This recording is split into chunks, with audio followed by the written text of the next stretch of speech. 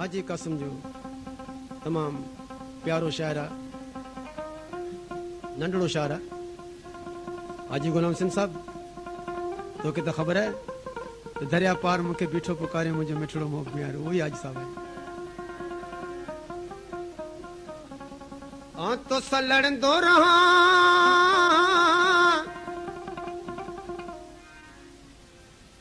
तो सरुसंदो रहां,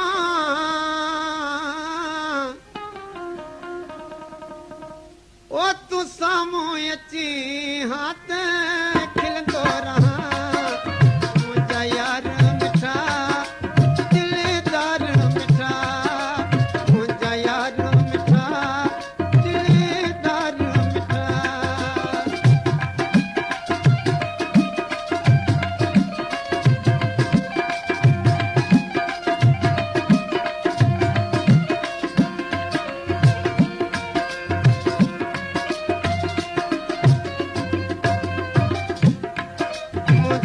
यार मिठा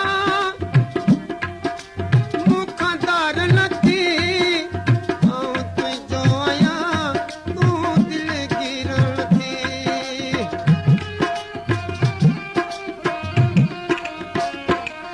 मुंहिंजा यार मिठा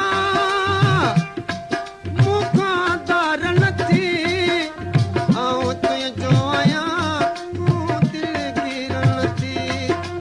माण्हू छा बि चवनि तूं नाराज़ नथी, माण्हू छा बि चवनि तूं नाराज़ नथी, तोखे रुसण मुनासिब नाहे मिठा वो मुंहिंजा यार मिठा।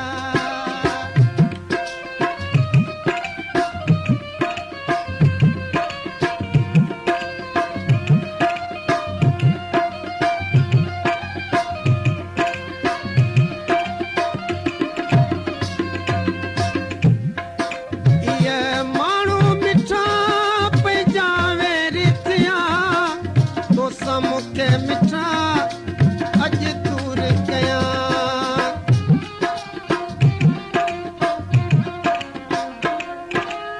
इहे माण्हू मिठा पइजावे रिथिया, तोसां मूंखे मिठा अॼु दूर कयां। पंहिंजो छा कंदा मुंहिंजा यार मिठा, पंहिंजो छा कंदा मुंहिंजा यार मिठा, पंहिंजी यारीअ खे हू छा सम्झनि मुंहिंजा यार मिठा।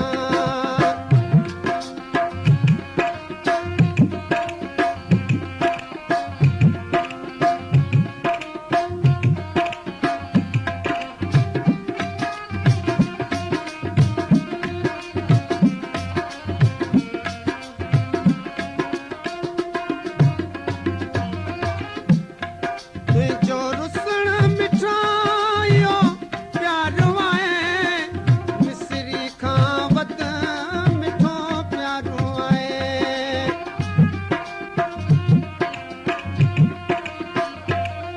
तुंहिंजो रुसण मिठा इहो प्यारो आहे, मिसरी खां वधि मिठो प्यारो आहे।